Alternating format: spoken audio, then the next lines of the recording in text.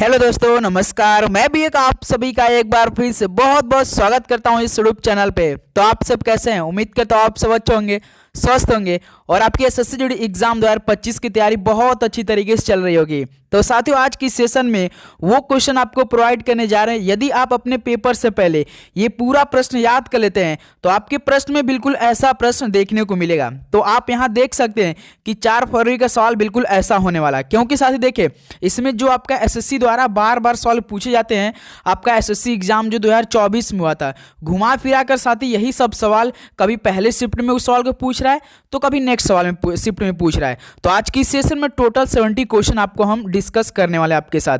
आपको मालूम होगा साथी कि एसएससी एग्जाम में टोटल 80 क्वेश्चन आते हैं और हम आपके साथ 80 क्वेश्चन में 70 क्वेश्चन तो अभी प्रोवाइड करने जा रहे हैं, जो कि जीके जीएस पोर्शन रहने वाला है। इससे आपको ये भी आइडिया लग जाएगा कि हम लोग की तैयारी किस लेवल की है। यदि आप ये पूरा सेशन देख लेते हैं और सारे सवाल को आप बिल्कुल अच्छी तरीके से तैयार कर लेते हैं तो इससे तो बाहर सवाल एक भी नहीं जाएगा। 10 से 12 क्वेश्चन तो साथ ही बिल्कुल आपके पेपर में सेम रिपीट या कॉपी होने मिलने आपको देखने को मिलेगा आपके शिफ्ट में। ओके दोस्त, तो चलिए बिना टाइम वेस्ट के सेशन को स्टार्ट करते हैं। तो टारगेट हम लोग का साथ ही 70 आउट ऑफ 70 रहने वाला है और नोट आप यहां देख सकते हैं मोस्ट एक्सपेक्टेड क्वेश्चन होने वाला है। ओके दोस्त, तो आपको मालूम होगा कि हमारी डेली क्लास सुबह 8 बजे रहती है और शाम को 6 PM पे। कल साथी क्लास किसी वजह से नहीं आ पाई, लेकिन अब साथी आपके बीच लगातार क्लास इस यूट्यूब चैनल पे आने वाले, तो नोटिफिकेशन आप लोग जरूर ऑन कीजिएगा। ओके दोस्त, तो चलिए इस सेशन को स्टार्ट करते हैं और लास्ट में आप अपना स्कोर जरूर बताइएगा कि आपका इन 70 क्वेश्चनों में से कितना स्कोर बना। ओके, पहला प्रश्न देखिए, गोपिका वर्मा ने किस के लिए 2018 संगीत नाटक अकादमी पुरस्कार जीता? तो साथी गोपिका वर्मा ने मोहिनी अट्टम के लिए 2018 का संगीत नाटक अकादमी पुरस्कार जीता था। तो पहले का हम लोग का ए ऑप्शन बिल्कुल राइट आंसर हो जाएंगे।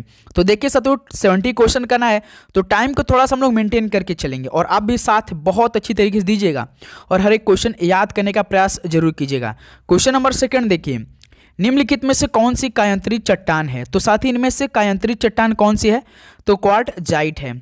तो यहां से बी ऑप्शन क्या हो जाएगा आपका? बिल्कुल राइट आंसर हो जाएंगे। ओके, नेक्स्ट नंबर देखिए दोस्त, क्वेश्चन नंबर आपका 3 क्या दिया है, निम्नलिखित में से किस बिहू को रोंगाली बिहू के नाम से भी जाना जाता है? तो साथ ही किस बिहू को रोंगाली बिहू के नाम से जाना जाता है? तो साथ ही बिहू एक प्रकार का पर्व है और फेस्टिवल भी है, एक प्रकार का नृत्य है जो कि किस स्टेट में मनाया जाता है, किस राज्य में? तो असम राज्य में मनाया जाता है। तो ये आपका जो रोंगाली बिहू है, ये इसको हम लोग किस और नाम से भी जानते हैं? तो बोहाग बिहू के नाम से जानते हैं। ऑप्शन यहाँ से सी क्या हो जाएगा? बिल्कुल राइट आंसर हो जाएंगे। ओके, चलिए नेक्स्ट नंबर देखिए दोस्त, क्वेश्चन नंबर 4 क्या दिया है, सुल्तान जोहर कप किस खेल से संबंधित है? तो साथ ही सुल्तान जोहर कप किस खेल से संबंधित है? तो सुल्तान जोहर कप हॉकी से संबंधित है। तो बी ऑप्शन यहाँ से क्या हो जाएगा दोस्त? आपका बिल्कुल राइट आंसर हो जाएंगे। ओके, चलिए अगला सवाल देखते हैं दोस्त, क्वेश्चन नंबर 5 क्या दिया है, हर्षवर्धन ने दक्कन में मार्च करने के लिए नर्मदा को पार करने की कोशिश की, लेकिन चालुक्य वंश के शासक ने उन्हें रोक दिया। तो देखिए साथियों, हर्षवर्धन ने दक्कन में मार्च करने के लिए नर्मदा को पार करने की कोशिश की थी, लेकिन जो चालुक्य वंश के शासक थे, कौन थे? पुलकेशिन द्वितीय थे। इन्होंने क्या किया था? उन्हें रोक दिया था। पुलकेशिन द्वितीय ने रोका था साथी हर्षवर्धन को। याद रखिएगा, ऑप्शन यहाँ से क्या हो जाएगा आपका? बिल्कुल राइट आंसर हो जाएंगे। चलिए दोस्त अगला सवाल देखते हैं, क्वेश्चन नंबर 6 क्या दिया है, नेटवर्थ बराबर संपत्ति माइनस क्या होता है? भाई नेटवर्थ जो होता है आपका संपत्ति माइनस देनदारियां होता है। यहां से देखिए डी ऑप्शन क्या बन रहा है आपका? बिल्कुल राइट आंसर हो जाएंगे। ओके, चलिए नेक्स्ट नंबर देखते हैं साथी, क्वेश्चन नंबर 7 क्या दिया है, लोक नृत्य चेरा मुख्य रूप से किस भारतीय राज्य से संबंधित है? तो भाई आज का जो सवाल होंगे ना, आज का जो सेशन होने वाला, समझिए आपके परीक्षा पे और आपकी तैयारी पे बिल्कुल भारी पड़ने वाला है। ये तो देखिएगा, लोक नृत्य चेरा मुख्य रूप से किस भारतीय राज्य से संबंधित है? तो दोस्त ये मिजोरम राज्य से संबंधित है। डी ऑप्शन क्या हो जाएगा? बिल्कुल राइट आंसर हो जाएंगे। ओके, चलिए दोस्त अगला सवाल देखते हैं, क्वेश्चन नंबर 8 क्या दिया है, निम्नलिखित में से किस वर्ष में पहली निर्वाचित संसद अस्तित्व में आई? तो साथ ही किस वर्ष में पहली निर्वाचित संसद अस्तित्व में आई थी? तो साथ ही 1952 में आई थी। ये तो आपको मालूम होना चाहिए। तो यहाँ से देखिए सी ऑप्शन क्या हो जाएगा? बिल्कुल राइट आंसर हो जाएंगे। ओके, चलिए नेक्स्ट नंबर देखिए दोस्त, क्वेश्चन नंबर 9 क्या दिया है, किसी देश का विनिर्माण उद्योगों के विकास में मापा जाता है। तो साथ ही जो किसी देश का होता है आर्थिक मजबूती, इससे क्या होता है, विनिर्माण उद्योगों के विकास से मापा जाता है। तो यहाँ से 9 का डी ऑप्शन क्या हो जाएगा, बिल्कुल राइट आंसर होने वाले हैं। ओके, चलिए नेक्स्ट नंबर देखिए दोस्त, क्वेश्चन नंबर 10 क्या दिया है, 2016 में भारत सरकार द्वारा कौन से मुद्रा नोटों का विमुद्रीकरण किया गया था। तो साथ ही 2016 में रात के 8 बजे तो जो आपका विमुद्रीकरण यानी नोटबंदी के नाम से भी जाना जाता है, नोटबंदी 16 नवंबर 2016 में जो साथी आपका भारत सरकार द्वारा मुद्रा नोट जो चल रही थी, कितने रुपए की नोटों को क्या किया गया था, बंद किया गया था। ये तो आपको मालूम होना चाहिए। तो भाई 500 रुपये और 1000 रुपये क्या किया गया था, इस नोटों को चलन से बाहर कर दिया गया था, बंद कर दिया गया था। तो यहाँ से देखिए ऑप्शन बी, ₹500 और ₹1000 का नोट बंद कर दिया गया था 2016 में जो भारत सरकार द्वारा। तो उस टाइम साथी कौन प्रधानमंत्री थे, ये सवाल पूछता पेपर में। तो उस टाइम हमारे देश के प्रधानमंत्री कौन थे, श्री नरेंद्र मोदी जी थे साथी, ये आपको मालूम होना चाहिए। तो यहाँ से बी ऑप्शन बिल्कुल राइट आंसर हो जाएंगे। नेक्स्ट नंबर देखिए दोस्त, क्वेश्चन नंबर 11, निम्नलिखित में से कौन सी गतिविधि अर्थव्यवस्था के तृतीय क्षेत्र से संबंधित है। तो साथ ही कौन सी गतिविधि अर्थव्यवस्था के तृतीय क्षेत्र से संबंधित है, तो भंडारण। यहाँ से ए ऑप्शन क्या हो जाएगा आपका, बिल्कुल राइट आंसर हो जाएंगे। ओके, चलिए अगला सवाल देखते हैं, क्वेश्चन नंबर 12 क्या दिया है, उन्हें संभवतः 1893 शिकागो में विश्व धर्म संसद में उनके भाषण के लिए जाना जाता है, वह किसे संदर्भित किया जा रहा है। तो साथ ही जो 1893 में शिकागो में विश्व धर्म संसद में उनके भाषण के लिए जाना जाता है, तो साथ ही आपको मालूम होगा कि 1893 शिकागो में एक विश्व धर्म संसद हुआ, इसमें स्वामी विवेकानंद ने बहुत ही अच्छी तरीके से भाषण दिया था। वहीं से वो क्या हुए थे, सभी के मतलब कि दिलो दिमागों में बैठ चुके थे स्वामी विवेकानंद जी। तो वह किसे संदर्भित किया जा रहा है यहाँ पे, तो स्वामी विवेकानंद जी को। ऑप्शन यहाँ से क्या हो जाएगा, बिल्कुल राइट आंसर हो जाएंगे। ओके, चलिए अगला सवाल देखते हैं दोस्त, question number 13, hero Indian super league यानी ISL का उद्घाटन विजेता ATK था, जो कि ये किस शहर में स्थित एक फुटबॉल क्लब है। तो साथ ही हीरो इंडियन सुपर लीग जो ISL है, इसका उद्घाटन विजेता है ATK डी कोलकाता था, जो कि साथ ही कोलकाता में ही स्थित एक फुटबॉल क्लब है। तो यहाँ से ऑप्शन क्या हो जाएगा आपका, बिल्कुल राइट आंसर हो जाएंगे। ओके, चलिए नेक्स्ट नंबर देखिए दोस्त, क्वेश्चन नंबर 14, प्रसिद्ध शासक कनिष्क ये किस वंश के थे। तो प्रसिद्ध शासक जो कनिष्क थे ये साथी कुषाण वंश के थे। तो यहाँ से बी ऑप्शन क्या हो जाएगा आपका, बिल्कुल राइट आंसर हो जाएंगे। ओके दोस्त, चलिए अगला सवाल देखते हैं साथी, क्वेश्चन नंबर 15, किसी राज्य के राज्यपाल की सभा कार्यकारी कार्रवाइयों को ये किसके नाम पर लिया जाना व्यक्त किया जाएगा। तो साथ ही किसी राज्य के जो राज्यपाल की सभा यानी कार्यकारी कार्रवाइयों को है, इसको क्या किया जाता है कि राज्यपाल के नाम पर लिया जाना व्यक्त किया जाएगा। याद रखिए दोस्त, राज्यपाल के नाम पर लिया जाना व्यक्त किया जाएगा। तो यहाँ से सी ऑप्शन क्या आ जाएगा, बिल्कुल राइट आंसर हो जाएंगे। ओके, चलिए अगला सवाल बताइए, क्वेश्चन नंबर दोस्त आपका 16 देखिए क्या दिया है, बक्सर का युद्ध किस वर्ष में लड़ा गया था। मोस्ट इंपॉर्टेंट सवाल और काफ़ी इजी भी सवाल है दोस्त आपका, बक्सर का युद्ध किस वर्ष में लड़ा गया था। तो सर जी बक्सर का युद्ध 1764 में लड़ा गया था। तो 16 का बी ऑप्शन यहाँ से क्या बन रहा है आपका, बिल्कुल राइट आंसर हो जाएंगे। ओके, बिल्कुल। तो साथ ही उम्मीद करूंगा आपको हर एक क्वेश्चन काफ़ी अच्छी तरीके से समझ में आ रहे होंगे और आपको याद भी होते हो होंगे, क्योंकि भाई एकदम आसान भाषा में आपको याद कराने का प्रयास करेंगे। क्योंकि देखा 6 जनवरी है, आपका एक महीने से भी अब एग्ज़ाम कम रह गया, क्योंकि 4 फरवरी से शुरू हो रहा है भाई। तो आप अपनी तैयारी शुरू कीजिए अच्छे तरीके से। चैनल पे नए तो साथ ही सब्सक्राइब करके नोटिफिकेशन जरूर ऑन कीजिएगा, क्योंकि आपका एक लाइक ही और एक सब्सक्राइब हमें मोटिवेट करता है आपके लिए डेली क्लास लाने के लिए, और हमें फुल एनर्जी भी देता है साथ ही। तो बीसू मुख्य रूप से भारत के निम्नलिखित में से किस राज्य में मनाया जाता है। तो बीसू मुख्य रूप से भारत के साथ ही किस राज्य में मनाया जाता है। तो दोस्त ये केरल राज्य में मनाया जाता है बीसू। डी ऑप्शन क्या हो जाएगा, बिल्कुल राइट आंसर हो जाएंगे। चलिए साथ ही अगला सवाल देखते हैं, क्वेश्चन नंबर 18 क्या दिया है, किस वर्ष से बजट से भारत में बजट घाटा दिखाने की प्रथा बंद कर दी गई है। तो साथ ही जो आपका 1997-98 है, इस बजट से भारत में बजट घाटा दिखाने की प्रथा क्या की है, बंद कर दी गई है। तो यहाँ से ऑप्शन ए क्या हो जाएगा आपका, बिल्कुल राइट आंसर हो जाएंगे। ओके, चलिए नेक्स्ट नंबर देखिए दोस्त, क्वेश्चन नंबर 19 क्या दिया है, फुटबॉल मैच में स्पर्श रेखा यानी टच लाइन की अधिकतम लंबाई कितनी मीटर होती है। तो भाई जो फुटबॉल मैच में स्पर्श रेखा होता है यानी टच लाइन की अधिकतम लंबाई कितनी मीटर की होती है, तो 110 मीटर की होती है। तो यहाँ से ए ऑप्शन क्या हो जाएगा दोस्त, बिल्कुल राइट आंसर होने वाले हैं। ओके। चलिए नेक्स्ट नंबर देखिए दोस्त, क्वेश्चन नंबर 20 क्या दिया है। जिस राष्ट्र का शुद्ध निर्यात सकारात्मक होता है वह व्यापार किसका आनंद लेता है। तो साथ जिस राष्ट्र का शुद्ध निर्यात यानी सकारात्मक होता है वह व्यापार किसका आनंद लेता है, बताइए, राइट आंसर दीजिए। तो अधिशेष का आनंद लेता है दोस्त। यहाँ से ए ऑप्शन क्या बना है आपका, बिल्कुल राइट आंसर हो जाएंगे। चलिए साथी अगला सवाल देखते हैं, क्वेश्चन नंबर 21 क्या दिया है। सूर्य पृथ्वी से लगभग कितना किलोमीटर दूर है। भाई सूर्य पृथ्वी से लगभग कितना किलोमीटर दूर है, तो साथ ही याद रखिए 15 करोड़ किलोमीटर दूर है। यहाँ से बी ऑप्शन क्या बनेंगे आपका, बिल्कुल राइट आंसर हो जाएंगे। ओके चलिए नेक्स्ट नंबर देखिए दोस्त, क्वेश्चन नंबर 22 क्या दिया है। बेंगलुरु में समृद्धि के 108 फुट की कांस्य प्रतिमा जिसका उद्घाटन नरेंद्र मोदी जी ने किया, किसकी स्मृति में बनाई गई है। तो साथी बेंगलुरु में, बेंगलुरु की बात करें साथी, गुजरात में नहीं, बेंगलुरु में समृद्धि की 108 फीट की कांस्य प्रतिमा बनाई गई है, जो कि इसकी उद्घाटन श्री नरेंद्र मोदी जी ने किया है, हमारे देश के माननीय श्री प्रधानमंत्री साहब ने किया है, जो कि किसकी स्मृति में बनाई गई है, तो नाद प्रभु कैंपे गौड़ा की स्मृति में। याद रखिए दोस्तों, यहाँ से ऑप्शन क्या हो जाएगा, सी बिल्कुल राइट आंसर हो जाएंगे। ओके चलिए अगला सवाल देखते हैं दोस्त, क्वेश्चन नंबर का। भाई नाद प्रभु नहीं भाई, मगादी कैंपे गौड़ा, सॉरी बिल्कुल नाद प्रभु कैंपे, बिल्कुल सी ऑप्शन राइट आंसर हो जाएगा। सॉरी बिल्कुल सी ऑप्शन, नाद प्रभु कैंपेगौड़ा, बिल्कुल। चलिए नेक्स्ट नंबर देखते हैं दोस्त, क्वेश्चन नंबर 23 क्या दिया है आपका। तंजौर बाला सरस्वती एक प्रसिद्ध कौन से नर्तक थी। तो तंजौर बाला सरस्वती एक प्रसिद्ध भरतनाट्यम नर्तक थी। साथ ही यहाँ से डी ऑप्शन क्या हो जाएगा आपका, बिल्कुल राइट आंसर हो जाएंगे।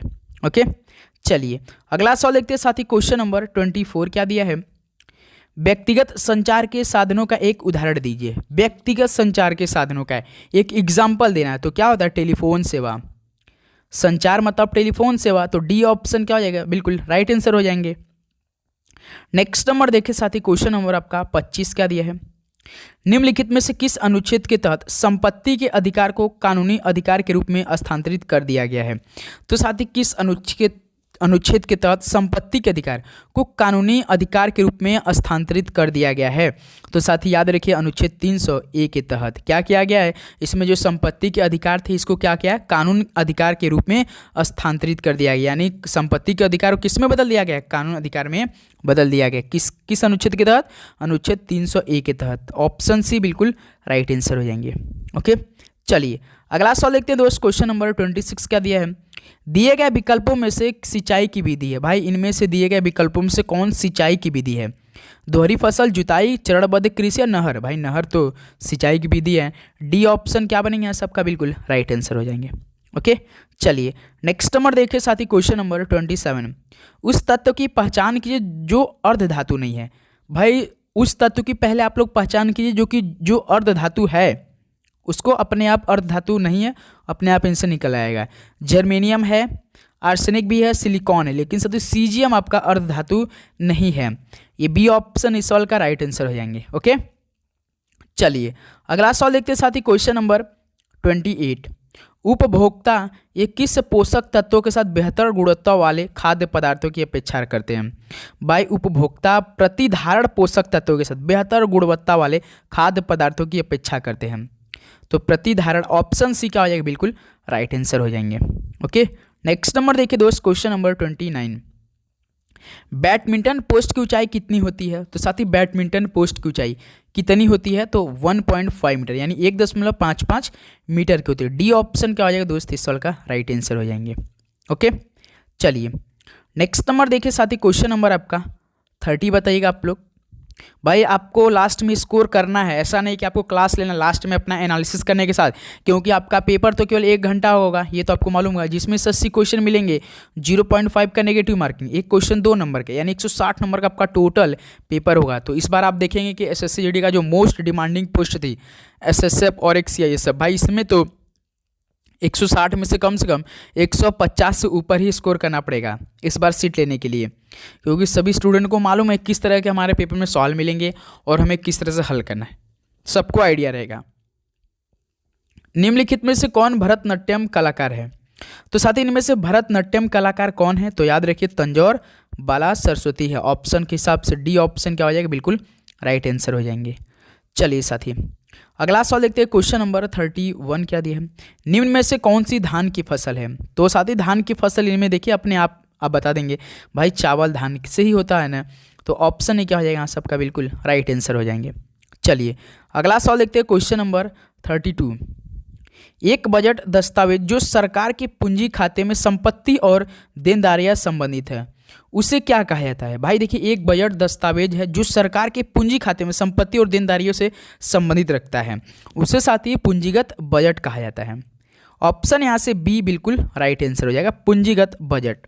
नेक्स्ट अगला बताइए, क्वेश्चन नंबर 33 देखिए। पल्लव के शिलालेखों में अनेक स्थानीय सभाओं का उल्लेख है, इनमें से किस भी शामिल था जो ब्राह्मण भूमि स्वामियों की एक सभा थी? तो देखिए पल्लव की शिलालेखों में अनेक स्थानीय सभाओं का उल्लेख है, इनमें जो साथी आपका सभा है ना, इसमें भी सभा भी शामिल थे, याद रखिए इसमें सभा भी शामिल थे जो कि ब्राह्मण भूमि स्वामियों की एक सभा थी। तो यहाँ से बी ऑप्शन बिल्कुल राइट आंसर। चलिए अगला सवाल देखिए दोस्त, क्वेश्चन नंबर 34 क्या दिया है। भारत के लोकतंत्र का आधार कानून का शासन है और इसका मतलब है कि हमारे पास क्या होना चाहिए?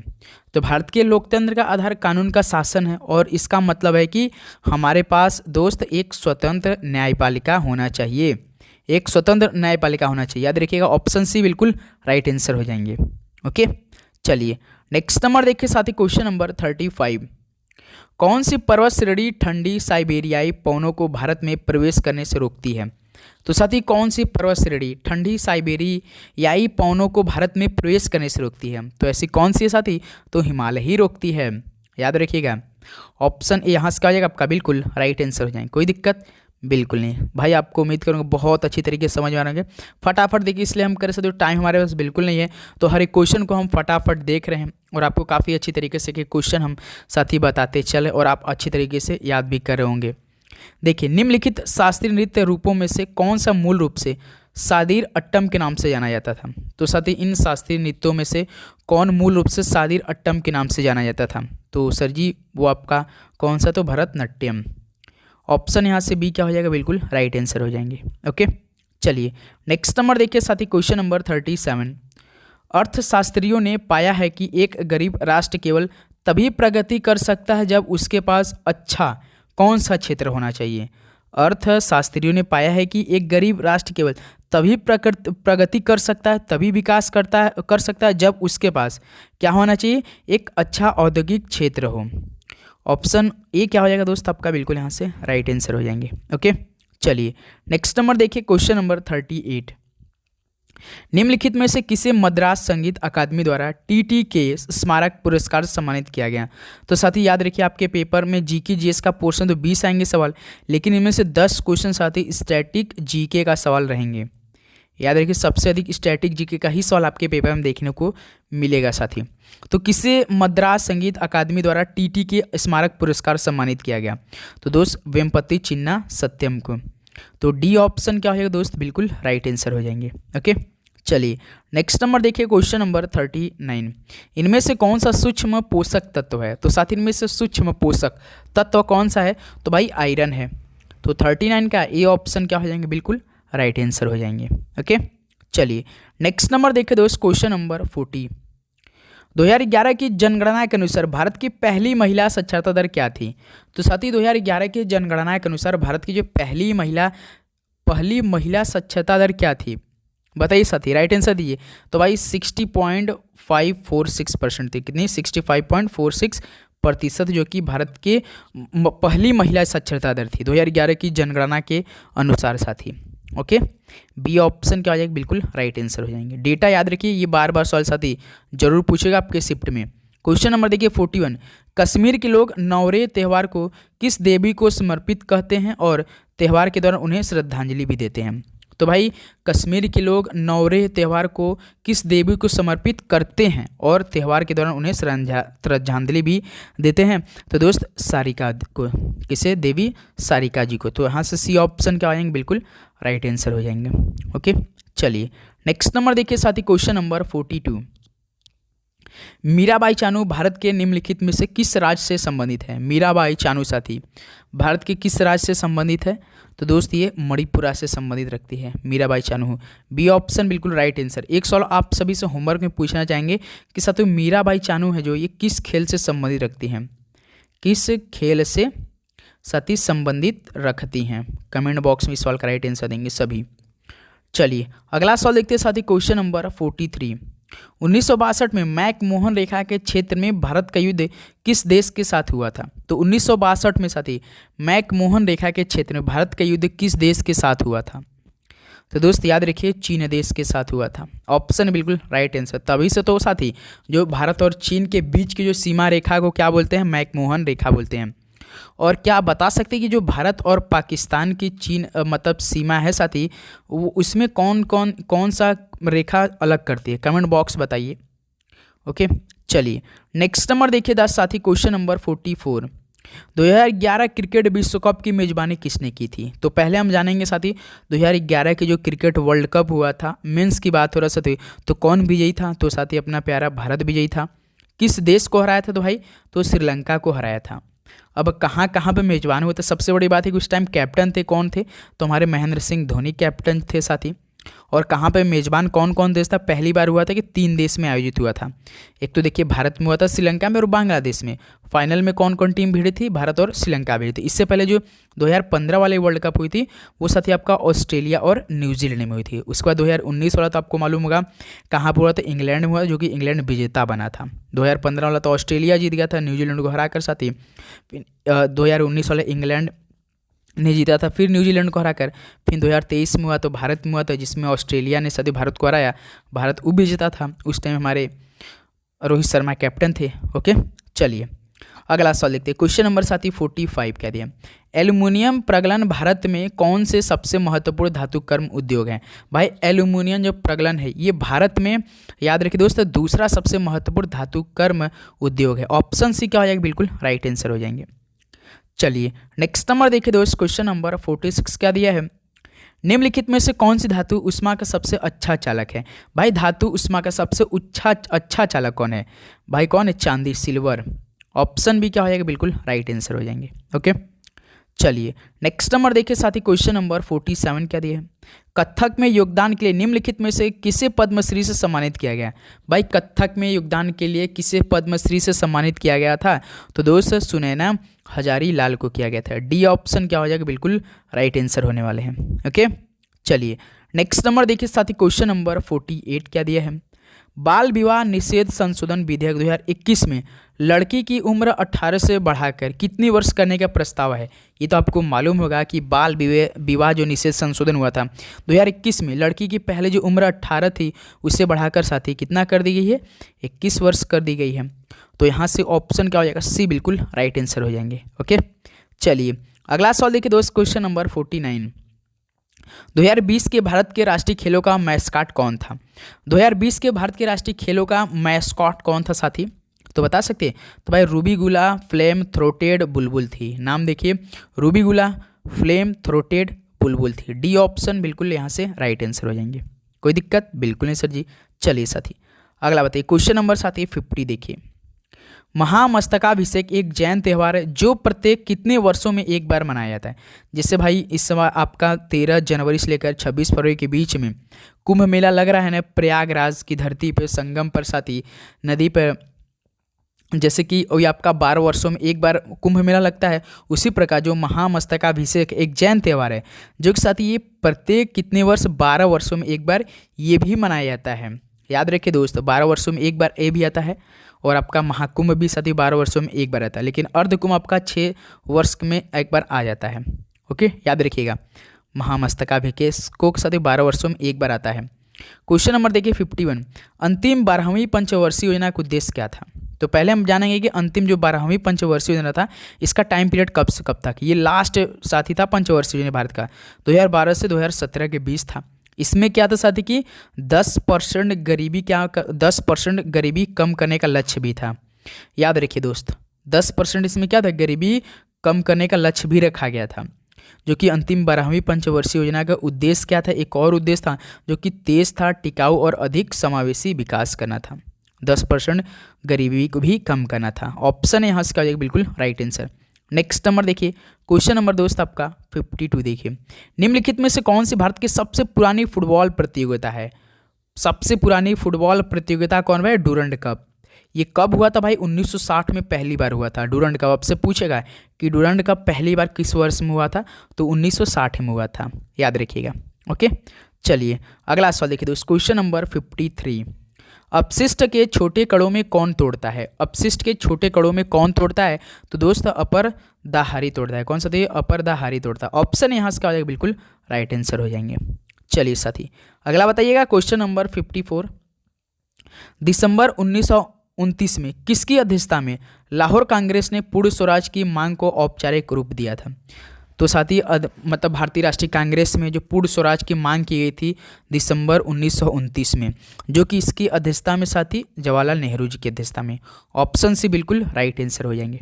ओके, चलिए नेक्स्ट नंबर देखिए दोस्त, क्वेश्चन नंबर 55, संविधान के किस अनुच्छेद के तहत किसी नागरिक को कोई भी पेशा या व्यवसाय करने की स्वतंत्रता है?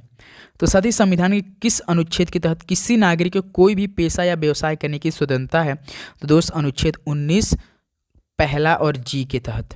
याद रखिएगा बी ऑप्शन क्या हो जाएगा? बिल्कुल राइट आंसर हो जाएंगे। ओके, चलिए नेक्स्ट नंबर देखिए दोस्त, क्वेश्चन नंबर 56 क्या दिया है?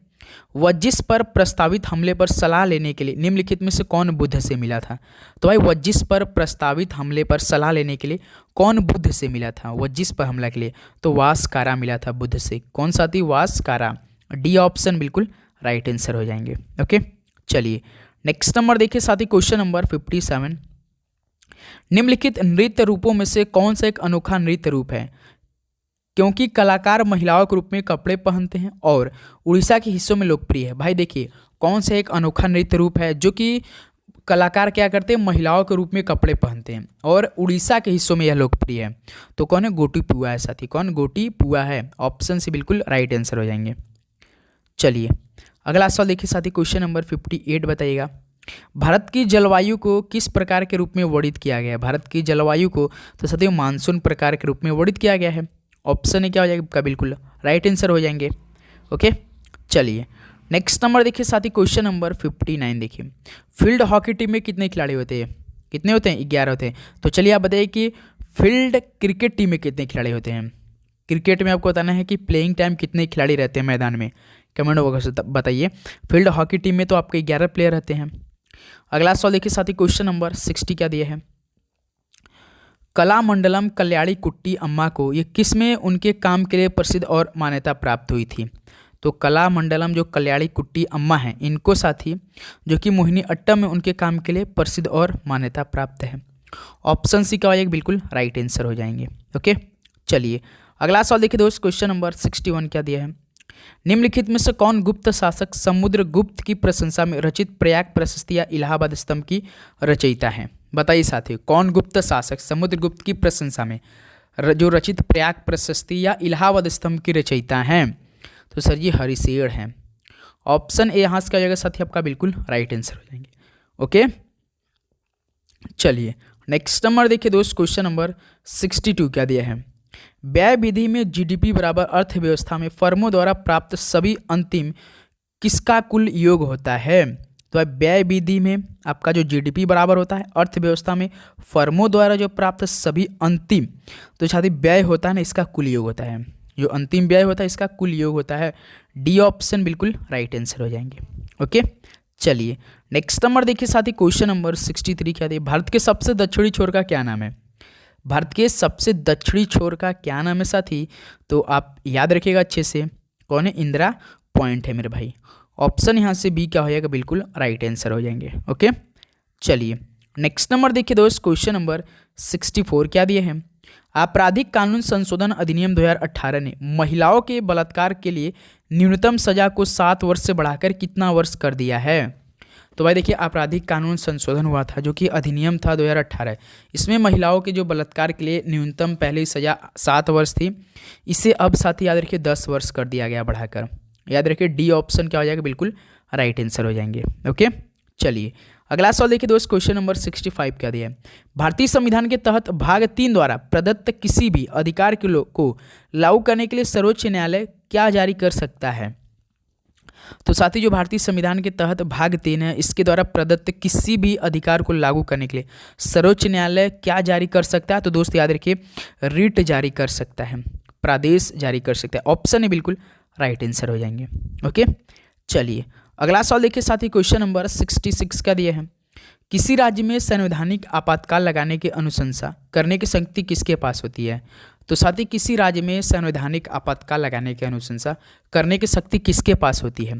तो दोस्त उस राज्य के राज्यपाल के पास होती है। याद रखिएगा, किसी राज्य में जो यदि संवैधानिक आपातकाल लगाने की अनुशंसा करने की शक्ति की बात कर लेते तो उस जो राज्य है उसके राज्यपाल के पास होती है शक्तियाँ। डी ऑप्शन बिल्कुल राइट आंसर हो जाएंगे। चलिए नेक्स्ट नंबर देखिए दोस्त, क्वेश्चन नंबर 67 क्या दिया।